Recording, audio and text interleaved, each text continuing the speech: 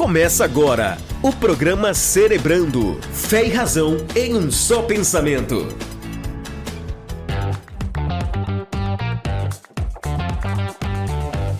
Olá, eu sou Jefferson Rodrigues e a igreja que irá impactar o mundo não é aquela que eu estou indo, mas aquela que eu estou sendo. Olá, gente! Bem-vindo a mais um podcast Cerebrando, este de número 3. Tem um tema bem interessante, a igreja e a cidade. Vamos juntos celebrar. Este é o programa Cerebrando, o seu podcast de teologia, fé e razão em um só pensamento. Eu já quero aqui cumprimentar os meus amigos Bruno Melo e Silas Siqueira. Fala, Brunão, vamos juntos para mais um podcast. Olá, eu sou Bruno Melo e eu não tive um chamado missionário. Apenas li uma ordem e obedeci. Tamo junto, pastor Jeff. Um abraço, Silas. Vamos que vamos. Essa ordem aí está em Mateus 28, 19 e 20. Portanto, ide e fazei discípulos. Você não precisa de um chamado missionário. Vem chegando ele aí, ó, o Zé Escatologia. Silas Siqueira, vamos para mais um podcast, meu amigo. Fala, meus amigos. Olá, eu sou o Silas Siqueira e já fui enviado para a minha primeira missão. E vejam só, não foi na África, apenas atravessei a rua e conversei com o meu vizinho. É uma verdadeira desconstrução. Fazer missões não é só ir para a África, é falar com aquele seu vizinho que há muito tempo você não dava um bom dia. Bem-vindo, você está no podcast Cerebrando. Este podcast é uma realização da Escola Discípulo Racional. Nós temos um projeto muito interessante e se você quiser conhecer um pouco mais, visite o nosso Instagram, @Escola Discípulo Racional. No Instagram você segue a gente agora, @Escola Discípulo Racional. Lá você fica sabendo de tudo que acontece na nossa escola, fica informado sobre os nossos podcasts, as nossas séries, devocionais, cronograma anual e muito mais. Cumprimentando você que nos ouve aí nas principais plataformas de podcast e você que nos ouve através do canal do YouTube. Se você está no YouTube, lembre-se de deixar o seu like, se inscrever no nosso canal e compartilhar o nosso material para outras pessoas. Bem-vindos à Escola Discípulo Racional. Aqui você aprende pensando.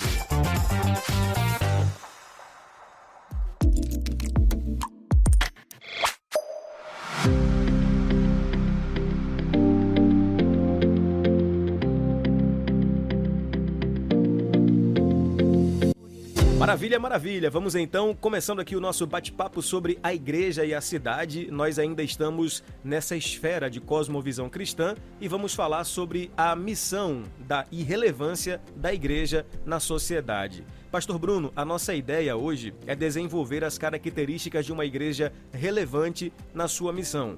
E eu já começo aqui destacando uma frase interessante de Timothy Keller. Ele disse que a igreja não tem missão, ela é a missão. Isso ressignifica muito o nosso entendimento não só de igreja, mas principalmente do que é missão e fazer missão. Pois é, meu amigo. Na verdade, o que Timothy Keller queria deixar claro é que nós não temos que ter um departamento de missão, mas uma cultura missionária.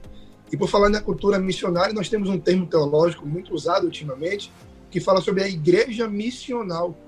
E uma igreja missional nada mais é do que esse aculturamento, onde cada membro deve perceber, como discípulo de Jesus, qual é a sua responsabilidade para com o mundo. E é a partir dessa cosmovisão de discípulo que nós entendemos que ter visão de mundo não limita-se a isso, mas de transformar o mundo.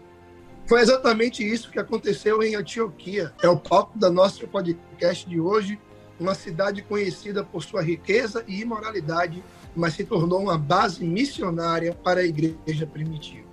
Perfeitamente. Silas, o nosso podcast de hoje, esse bate-papo sobre a igreja e a cidade, pretende mostrar exatamente essa capacidade missional da igreja, ou seja, é uma igreja que ela é relacional ao tempo que ela é relevante à sua sociedade e à sua localidade atual. Bom, a partir de tudo que foi falado aqui, eu vou levantar a bola com 3 perguntas, que nós vamos tentar responder nesses minutos de podcast. Quais são as características de uma igreja relevante? Quais implicações práticas uma igreja deve causar na comunidade local? E hoje, será que o conceito de ser igreja está bem diferente do proposto por Cristo? Muito bem, são essas perguntas que ficam aí para nossa meditação e vamos juntos procurar as respostas a partir de Atos capítulo 11 e também capítulo 13. Vamos mergulhar no mundo da igreja de Antioquia. Antioquia que ficou conhecida como a igreja modelo, a primeira igreja missionária na história da igreja.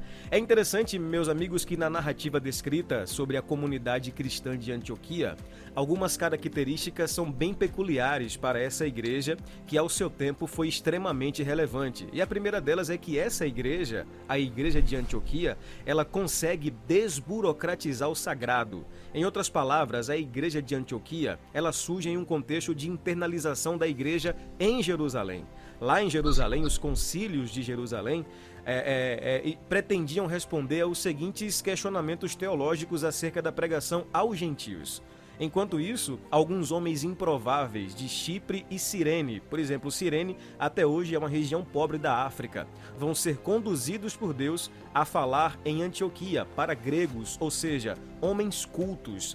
No entendimento destes, eles vão perceber que a sua missão era muito maior do que o debate politizado. E é interessante que John Wesley vai deixar uma frase muito interessante: o mundo é a minha paróquia. Nesse sentido, pastor Bruno, a desburocratização do sagrado deve ser feita a partir de uma influência positiva da igreja, o que nós chamamos de cosmovisão. É entender que a nossa missão é muito maior do que qualquer debate. Pois é, meu amigo. Na verdade, nós precisamos entender que a manifestação do reino se dá nesse trabalho de serviço à cidade. E é o nosso palco e nosso alvo maior de toda e de qualquer ação. É por isso que hoje nós precisamos rever essa questão cultural, porque nós não precisamos estar internalizado em quatro paredes. O termômetro de uma igreja saudável é justamente a relevância dela fora das quatro paredes, e muito evangélico ainda não aprendeu isso. Verdade. Meu amigo Silas, é perceptível que a igreja de Antioquia ela vai trabalhar para a manifestação do reino e, na perspectiva desta igreja, ela vai ser ativa na vida diária da sociedade. E esse trabalho de transformação não se limita simplesmente aos profissionais da igreja, como se a igreja se internalizasse em si mesmo, mas também aos leigos. Perceba que a gente citou aqui homens improváveis e essa sincronia de igreja e sociedade trabalhando juntos para uma transformação, ela revela essa capacidade desta igreja em ser missional, no sentido de que ela vai para além dos templos. Ela é uma igreja que entende o que é ser igreja, é ser chamado para fora. Exatamente, e é interessante destacar que a igreja de Antioquia foi modelo nisso, né? E essa questão de ser improvável, ela destaca a soberania de Deus, que é Deus sobre tudo e que tudo pertence a Ele. Porque a Bíblia vai dizer, no episódio de Antioquia, que por causa da perseguição a Estevão, eles caminharam pela Fenícia, Chipre, Antioquia, mas não anunciava a palavra a ninguém, senão somente aos judeus. E aí Deus ele vai com sua soberania e levanta cíprios e sirinenses para falar aos gregos sobre Jesus Cristo. Ou seja, quem deveria falar não estava falando, Deus ele levanta então quem era improvável que falasse e quem estava falando só aos judeus, os que Deus levanta fala também aos gregos. Toda essa improbabilidade mostra a soberania de Deus sobre a obra dele. Ele levanta quem quer para falar a quem quer. Ele é soberano sobre tudo. É verdade, e nesse sentido de soberania, vale também destacar a importância da cosmovisão cristã destes que começaram a igreja em Antioquia, porque eles vão conseguir perceber que tudo pertence a Deus. É aquela frase lá de Abraham Kuyper, que a gente citou no podcast passado, que não há nada no universo que Cristo não possa dizer é meu. E é perceber exatamente a partir de uma cosmovisão saudável que não existe nada na face da terra que não seja do Senhor. Portanto, a influência da igreja deve ser em todas as áreas da sociedade, seja educação, economia, ciência, governo, artes, filosofia ou qualquer outra área. E foi exatamente isso que estes homens improváveis entenderam, é que o que eles carregavam em essência era muito mais produtivo e transformador do que qualquer filosofia grega. O resultado disso, pastor Bruno, é uma outra característica dessa igreja, uma igreja que foi testificada por Deus, porque o texto vai dizer que a mão do Senhor era com eles. Meu amigo, e na verdade, toda vez que o nosso currículo é questionado, o Senhor avaliza as nossas obras.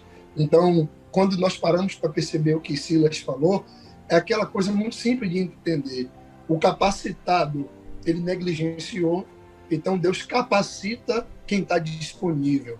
Não é que Deus trabalhe com o incapaz, é que Deus capacita quem está disponível para suprir a negligência do que estava capacitado. Então, isso nos dá uma ideia muito interessante dessa soberania, porque vivemos dias de homens achando serem responsáveis por alguma coisa. E quando o assunto é reino de Deus, é a igreja, o serviço da cidade, a base missional, o Senhor é sempre soberano, e por isso que ele vai testificar para os cultos gregos que aqueles homens, apesar de improváveis, carregavam uma sentença que fazia toda a diferença, e a Bíblia define que a mão do Senhor era com eles, e se a mão do Senhor for conosco, meu amigo, podemos avançar, porque a vitória é garantida. E é interessante aí o que o pastor Bruno falou, porque não querendo dar spoilers sobre próximos assuntos aí, mas quando se trata de reino, o proclamador do reino, João Batista, a Bíblia vai dizer que ele foi designado por Deus, ou seja, avalizando o currículo de João Batista ali, talvez a mensagem dele não fosse para ser recebida, mas como designado por Deus, ele teve esse impacto de proclamar o reino de Deus aqui na terra.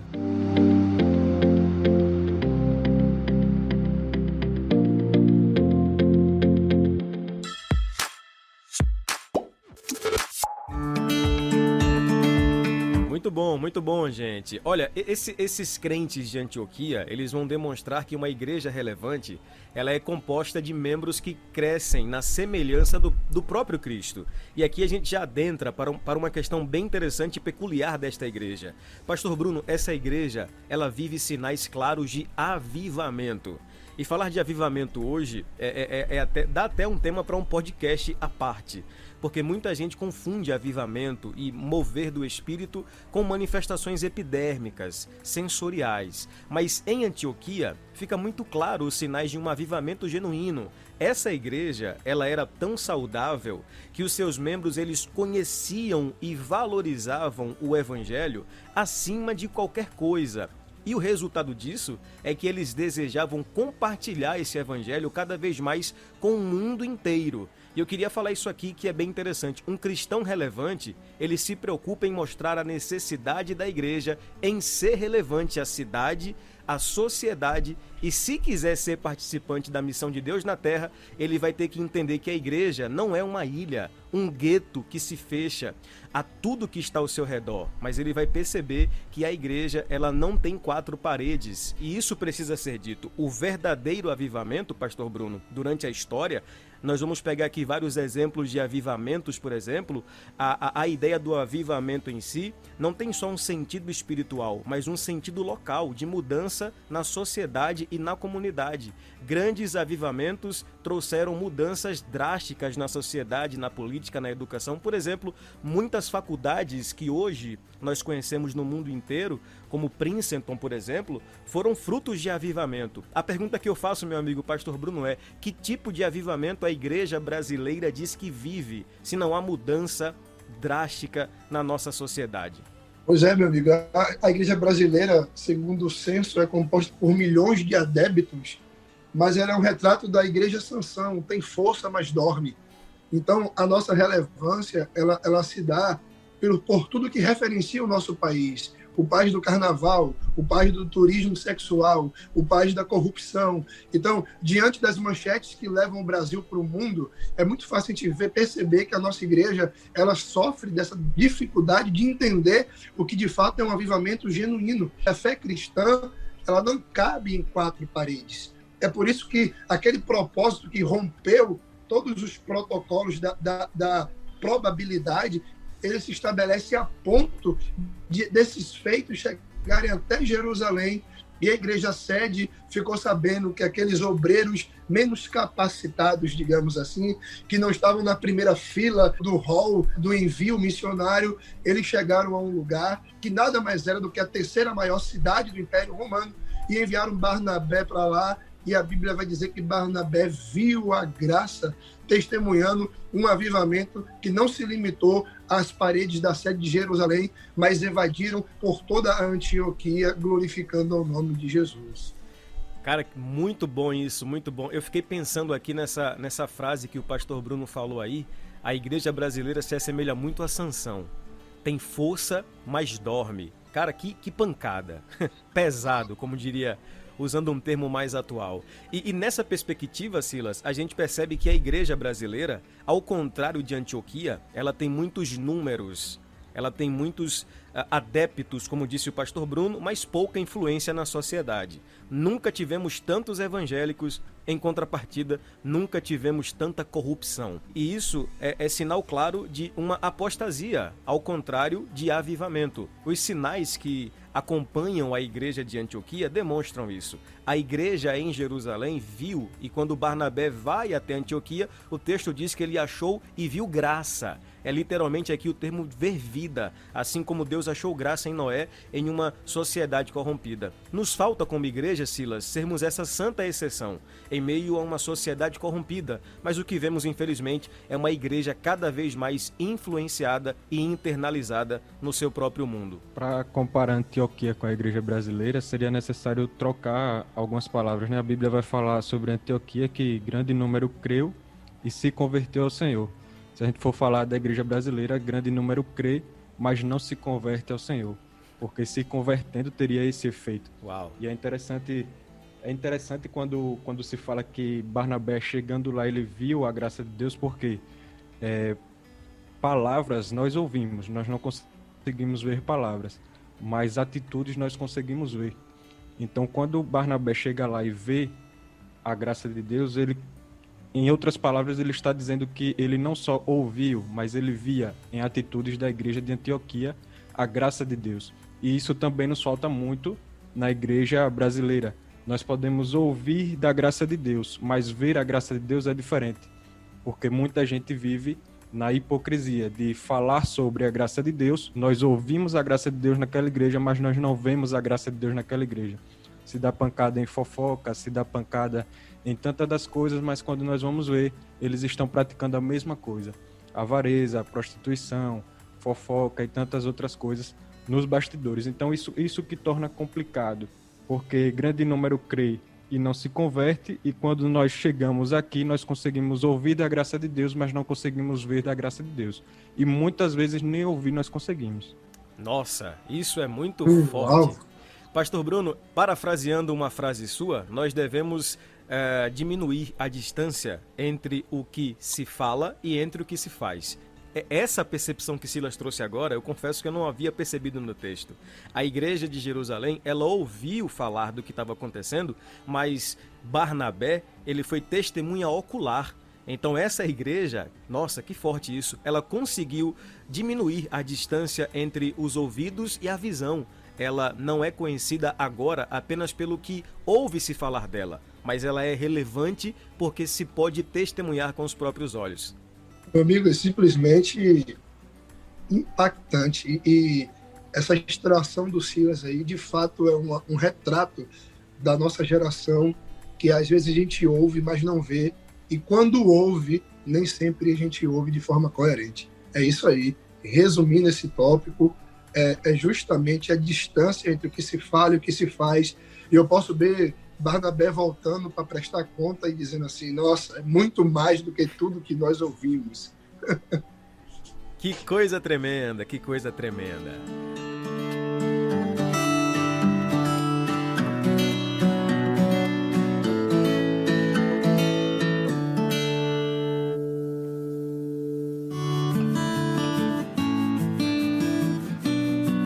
Olha, essa igreja de Antioquia, e estamos falando aqui sobre a igreja e a cidade, vale destacar que na Bíblia esses termos são muito peculiares e muito conhecidos, né? A igreja está muito ligada à cidade, no sentido de, por exemplo, a igreja de Antioquia, a igreja de Esmirna, a igreja de Sardes, de Corintos, de Tessalônica e por aí vai. Exatamente porque a gente sabe a pluralidade da igreja, no sentido de ela ser abrangente, mas na sua relevância, ela presta um serviço local à sociedade e à sua comunidade que deve sim ser considerado.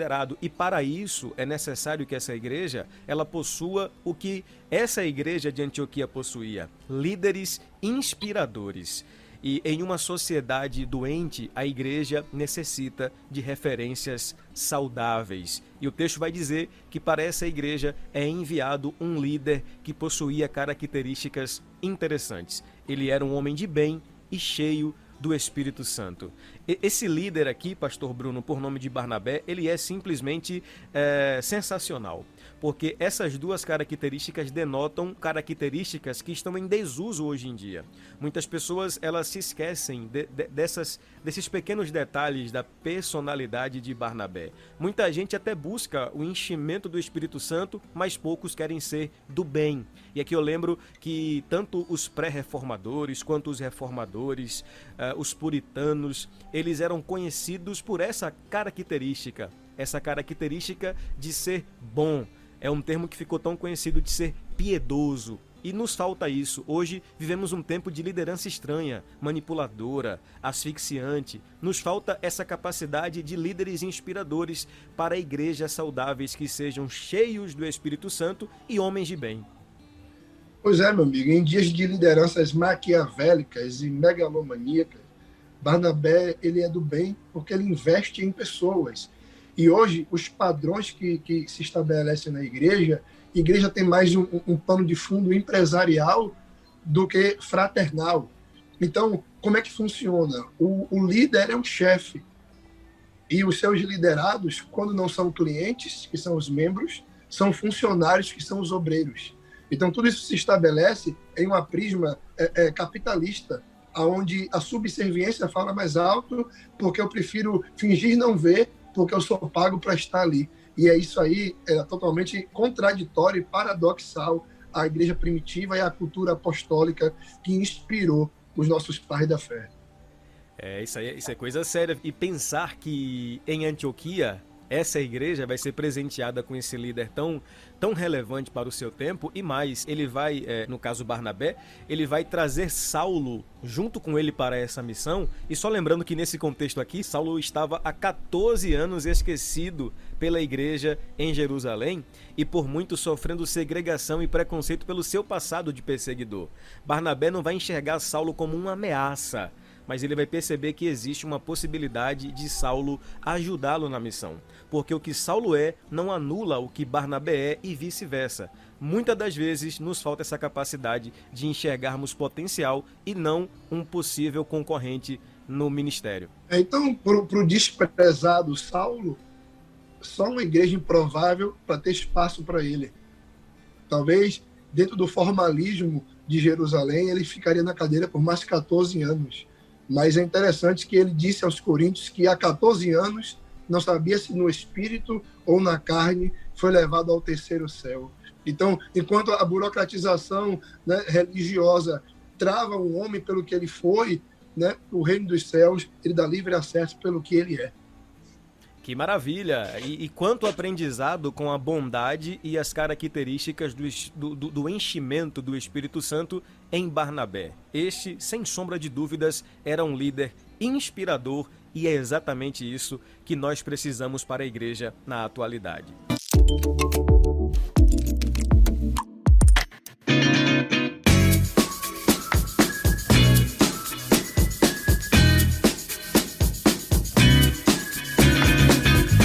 Bom, dando sequência aqui ao nosso bate-papo sobre a igreja e a cidade, estamos mergulhando neste universo da igreja de Antioquia, essa igreja modelo, essa igreja que nos trouxe tanta capacidade de influência na sua sociedade e na sua comunidade local.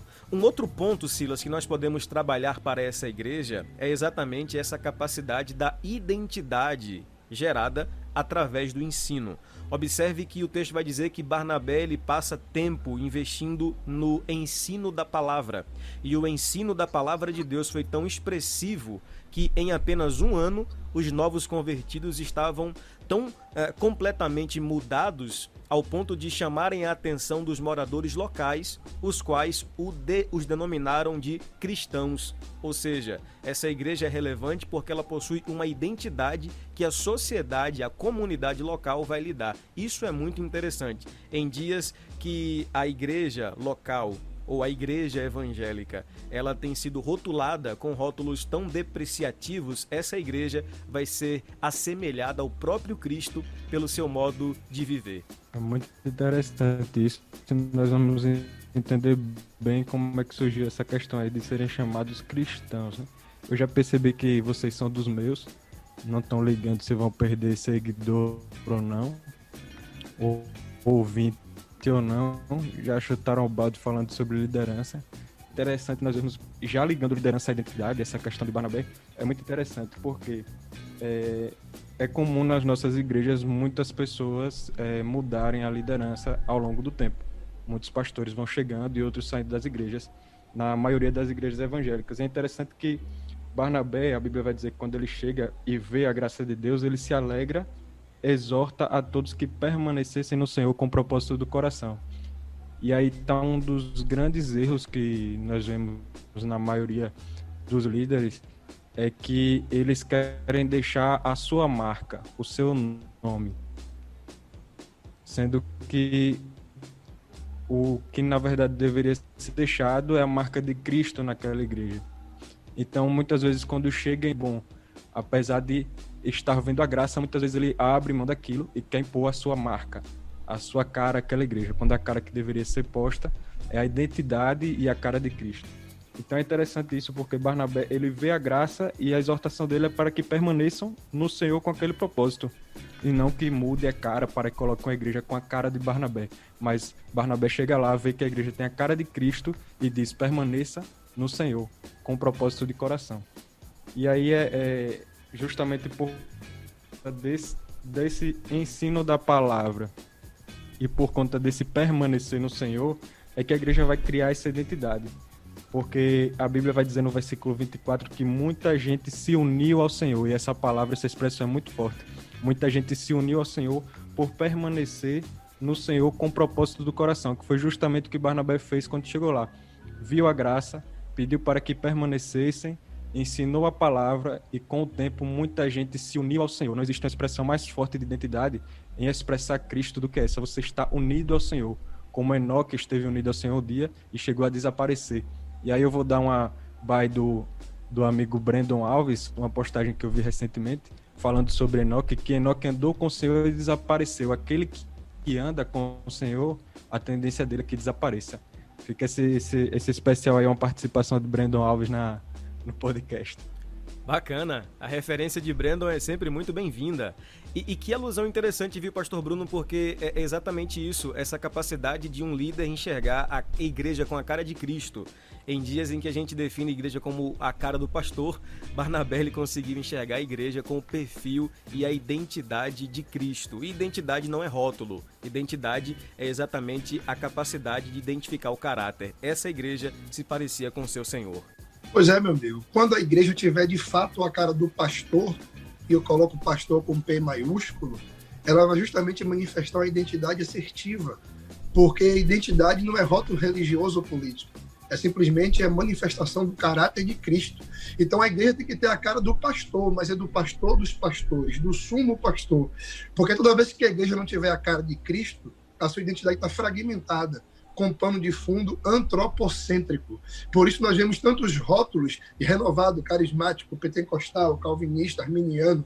E tudo isso, meu amigo, na verdade, não substitui a grande marca que um filho de Deus tem que ter, que é de pequenos cristos, é um cristão. Então, se for a cara do pastor Cristo, essa igreja tem a cara correta, a identidade assertiva. Se for a cara do mordomo humano, o líder homem, a sua identidade está fragmentada, porque o pano de fundo que sustenta ela é antropocêntrico, e quando fala de identidade como fruto de ensino, a expressão máxima é a exatidão, é do caráter de Cristo e nada mais.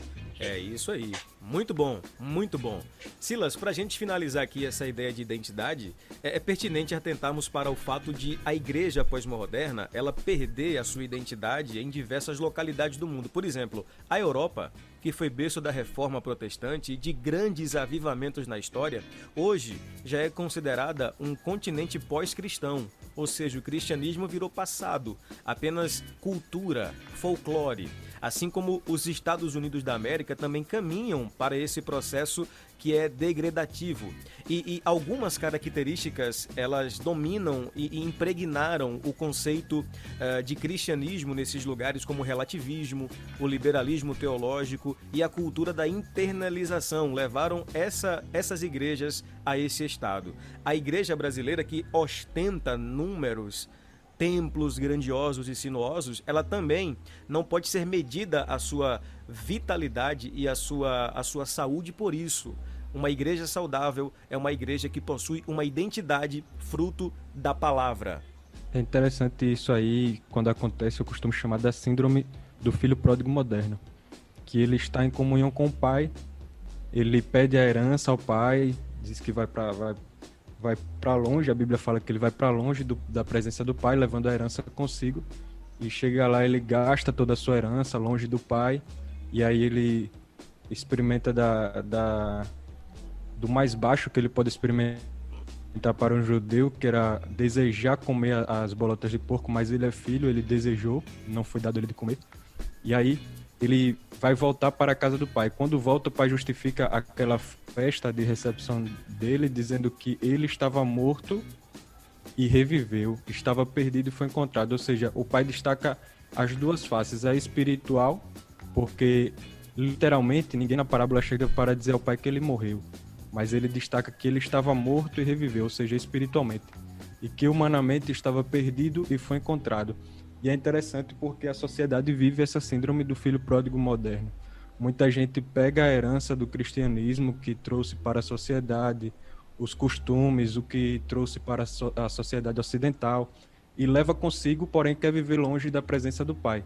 E essa distância, uma hora ou outra, vai fazer com que toda essa herança cristã seja desperdiçada. Ela vai acabar ficando para trás. E é isso que aconteceu no continente europeu e que muitos lugares caminham por esse caminho. Elas acabam indo por esse caminho. Indo por esse caminho não tem outra sentença que não seja a herança cristã ser desperdiçada, acabar porque está longe da presença do Pai.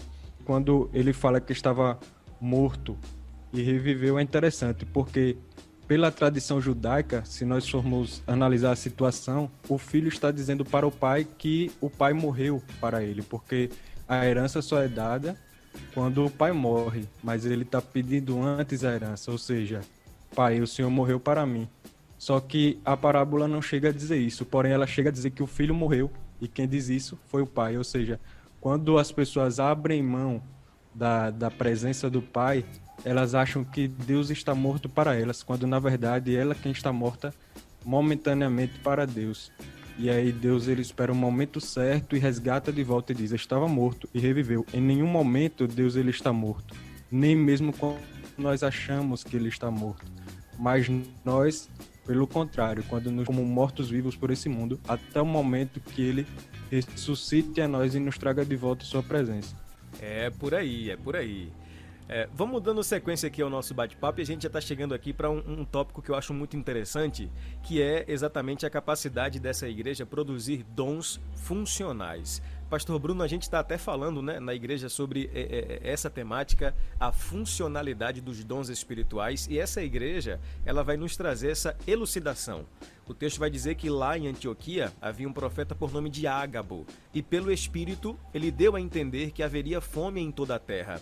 É interessante que essa profecia de Ágabo, ela não gerou pânico ou terror nos crentes em Antioquia, mas generosidade entre os cristãos, porque eles vão pegar as suas ofertas e enviar para Jerusalém, que estava sofrendo com aquela fome que havia assolado a terra. Então a gente percebe que essa igreja ela possui dons funcionais, porque a profecia de Ágabo não gera pânico, mas gera generosidade. O problema é que hoje o dom está tão banalizado que os profetas da fúria fazem do medo a sua plataforma de profecia. E a gente percebe que em Antioquia é diferente. A teologia é substituída pela generosidade e essa igreja ela é funcional porque o dom ele funciona de maneira correta e bíblica. Eu estava falando até com Silas esses dias, meu amigo. Um tripé funcional dos dons é a soberania do Espírito, um propósito eterno e a edificação do corpo. Se esse tripé não sustenta o dom, então esse dom é no mínimo é questionável ou de se desconfiar. Porque uma profecia sem ação é só barulho. É como Paulo disse em 1 Coríntios 13, é o metal que soa, é o sino que tine.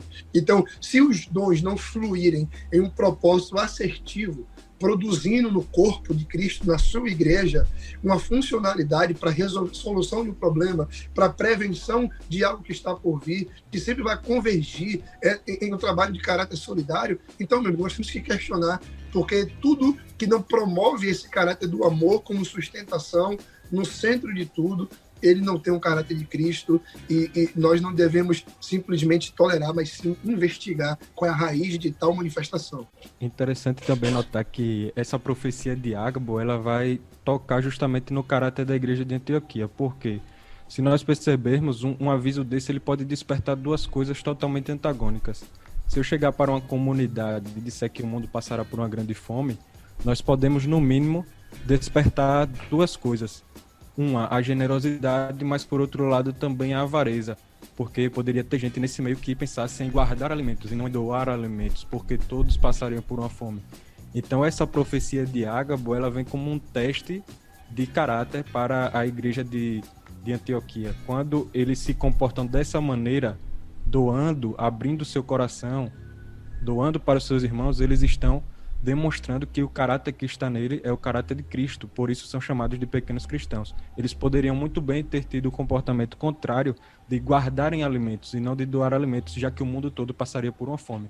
Mas quem está com o coração em Cristo, ele vai agir como Cristo agiria, com generosidade e não com avareza, se importando com o seu irmão.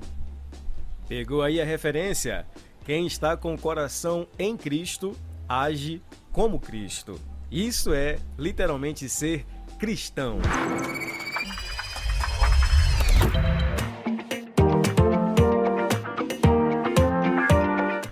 Olha, tendo em vista a influência do cristão na sociedade e entendendo que quando Cristo disse venha o teu reino, ele estava mostrando que o cristão deveria viver de modo que o seu padrão de comportamento e caráter diante da sociedade, ele fosse capaz de influenciar todas as áreas aonde ele estivesse inserido. E como bem colocou Silas aí, essa igreja, ela influenciou em um momento de dificuldade, enviando e servindo a igreja em Jerusalém. Que igreja fantástica! Uma outra característica dessa igreja que vai influenciar a cidade e vai se tornar relevante para ela é que ela, Pastor Bruno, é uma igreja equilibrada.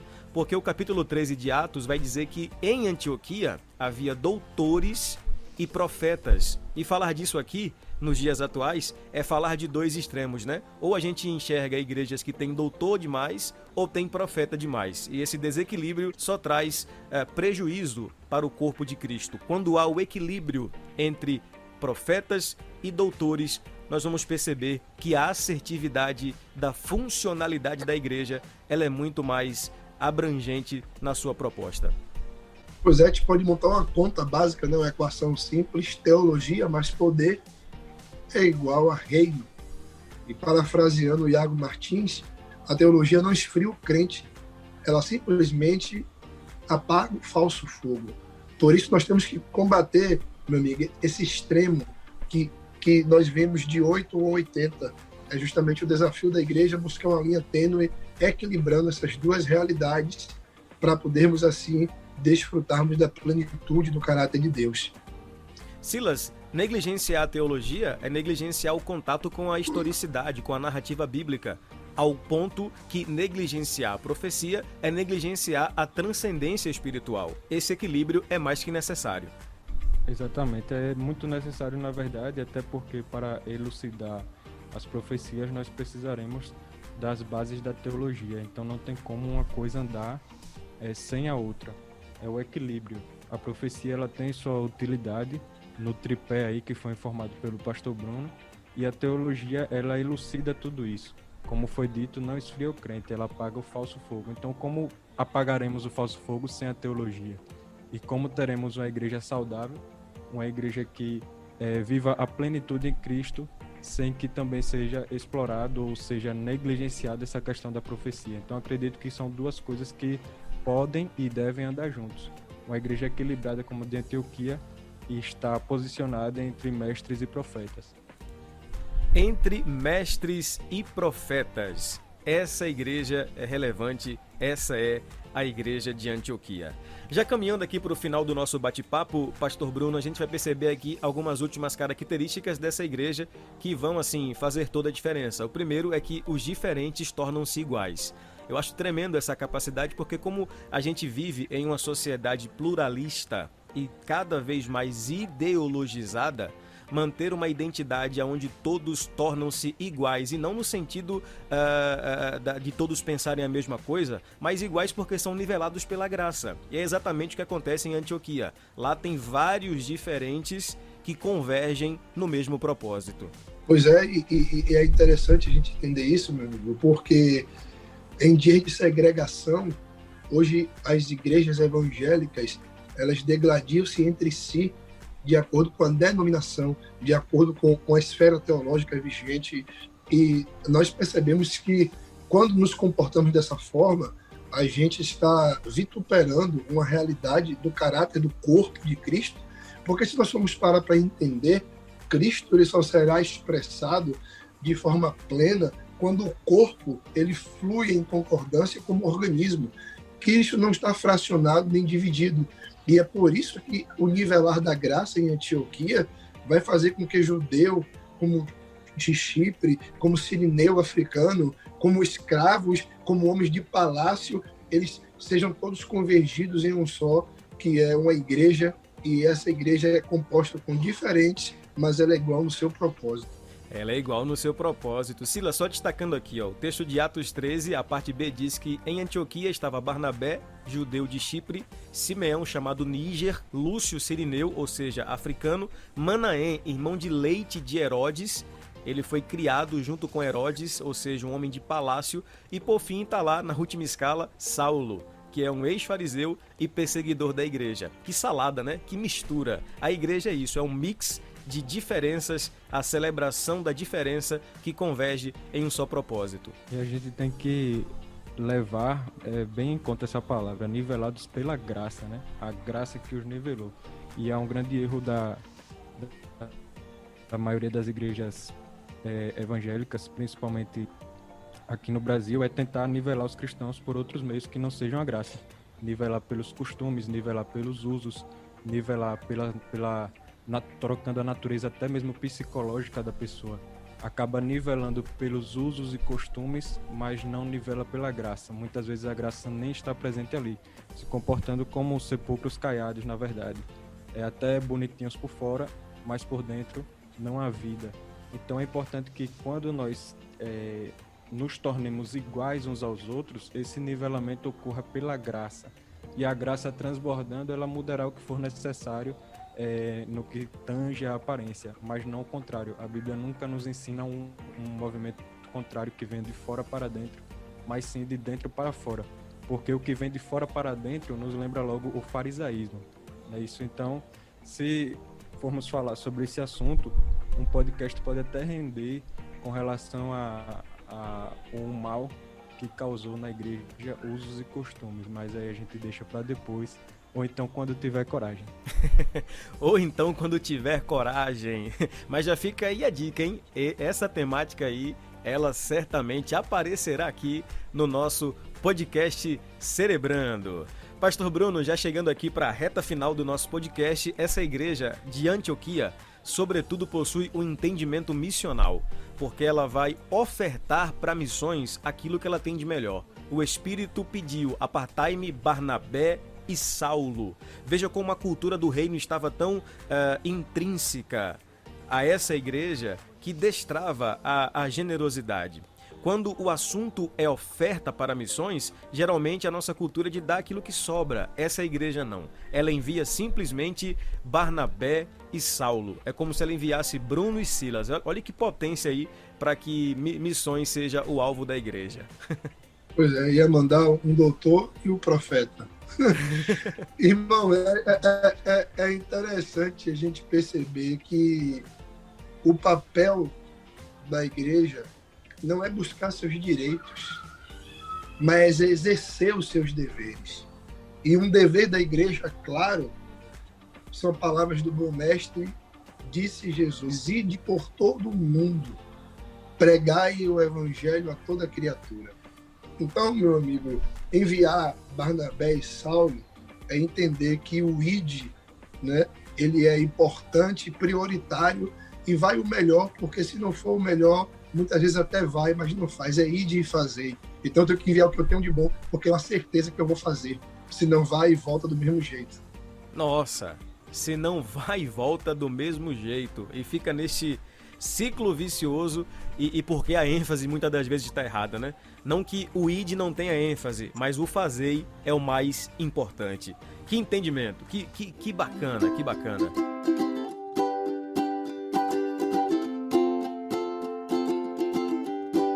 Para finalizarmos, essa igreja ainda nos ensina uma ideia muito prática. É que o Espírito vai pedir Barnabé e Saulo. Olha que interessante. Saulo vai se tornar o grande missionário dos gentios, o grande escritor do Novo Testamento, o escritor do maior tratado teológico da história da igreja, que é a Carta aos Romanos, mas o Espírito coloca Barnabé antes de Saulo, para entender que muitas das vezes o nosso maior desafio é saber que existe um Barnabé na nossa frente. Saulo vai ser Saulo. Saulo vai ser o grande apóstolo, mas existe sempre uma humildade a ser respeitada, porque Barnabé foi chamado primeiro, e isso nos encoraja a entender que não existe competições no reino, não existe nenhum tipo de rivalidade, pelo contrário, existe uma cooperação mútua.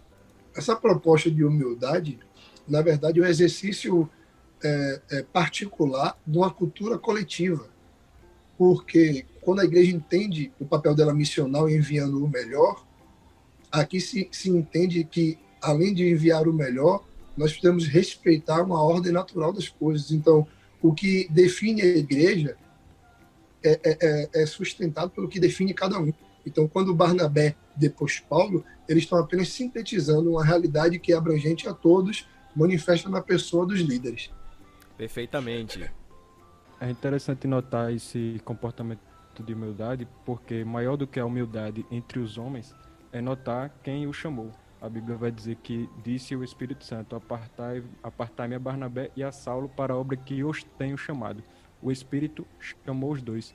Então, maior do que a humildade entre os homens é a humildade de se submeter ao Espírito, independente do que eu, como homem, ache ou não. Se Saulo é maior, se outro é maior, como o próprio Saulo disse, não importa se é de Apolo, não importa se é de Paulo, o que importa é que uns plantam, outros regam, mas quem dá o crescimento é Cristo, quem chama é o Espírito. Então, se houver essa humildade maior com relação ao Espírito, a se submeter ao Espírito, não haverá problema na humildade horizontal, se a humildade no vertical for praticada de maneira saudável. Muito bom! Finalmente chegamos aqui ao final e às considerações sobre essa igreja, a igreja de Antioquia, e o que nós podemos definir dela são alguns ensinamentos práticos, e nós percebemos que, em contrapartida, Pastor Bruno, ao que vemos na igreja brasileira atual, em Antioquia, os cristãos se relacionavam com a sociedade e não viviam separados dela. Não tinham um próprio dialeto, não praticavam um modo de vida excêntrico e não seguiam uma escola específica de pensamento humano, mas tinham uma cosmovisão sólida e influenciadora. Talvez seja exatamente isso que nos falte, essa cosmovisão sadia para influenciarmos a sociedade. Pois é, meu amigo, e é isso que nós devemos nos perguntar todos os dias, como igreja, né? Qual é a minha semelhança com a igreja primitiva? A inversão de valores é tamanha, pastor Jefferson, quando a gente começa a nos nortear por valores e balizadores que a igreja primitiva estabeleceu, o sistema atual pragmático de inversão de valores que está vigente nas grandes denominações nos repudia como se fôssemos hereges ou revoltados, simplesmente por se tornar uma ameaça a um sistema que tem como pano de fundo interesses humanos e próprios, e eles são confrontados com a simplicidade de um evangelho genuíno. Então, há uma introspecção para eu me responder que tipo de igreja eu sou, né? Esse modelo evangelical brasileiro ou a igreja nos moldes primitivos da era de Antioquia? Deixa essa pergunta para os nossos ouvintes e que a gente venha se examinar e chegar a uma conclusão. Silas, essa é a questão. A igreja evangélica brasileira deseja se parecer com a igreja primitiva e voltar ao cristianismo original? É importante destacar uma palavra dessa pergunta aí, a parte do deseja, porque fica o meu recado aqui final para tranquilizar o coração daqueles que tanto desejam isso e tentam convencer a todo custo, que a parte para que nós somos chamados é para ir e fazer. A partir do momento que nós fazemos a nossa parte, o Espírito ele se responsabiliza pela totalidade da obra. Como a própria Bíblia fala, quem está no meio de nós se saiu do meio de nós, porque já não era um de nós. Então descanse nessa palavra, porque muitas vezes vai acabar enxugando o gelo. E enxugando o gelo com relação a isso, porque muitas vezes a própria igreja deseja permanecer no gueto, deseja permanecer fechada, deseja permanecer vivendo dentro das quatro paredes. Então não adianta você acabar tentando de toda maneira, se desgastando sua mente. Quando você faz discípulos, se a obra não foi total, é porque não era para ser um dos seus. Olha, Silas deu ênfase aí, pastor Bruno, a uma palavra, ele falou 3 vezes, permanecer, permanecer, permanecer. Aí pegando a deixa, que bom, porque o Confiança ontem ganhou e permaneceu na Série B do Campeonato Brasileiro. Eu não podia deixar essa passar, então viva aí o Confiança que permaneceu na Série B. O Vitória que lute, pastor Bruno. O senhor que é baiano aí, fica o recado. A minha oração é que o Vitória caia. Que nenhum torcedor do Vitória nos ouça. Brincadeiras à parte, eu sou um baiano que o meu coração, futebolisticamente falando, ele é carioca, tá? É um baiano da gema. Silas, é tradição, né? A gente sempre acaba o podcast aqui com uma deixa futebolística, mas sempre com muita naturalidade, até leveza. Mas fica aí mais um podcast pra conta. Eu quero focar bastante nessa palavra permanecer, porque eu quero que meu time permaneça líder do Brasileirão, mas eu tô vendo que vai ser difícil. Eu sabia que ele ia falar isso. Eu tô autorizado pelo Espírito a falar de futebol esse ano. O Flamengo... Se vocês quiserem fazer um TBT de 2019 sobre futebol, eu tô aqui. Gostei dessa, hein? TBT futebolístico.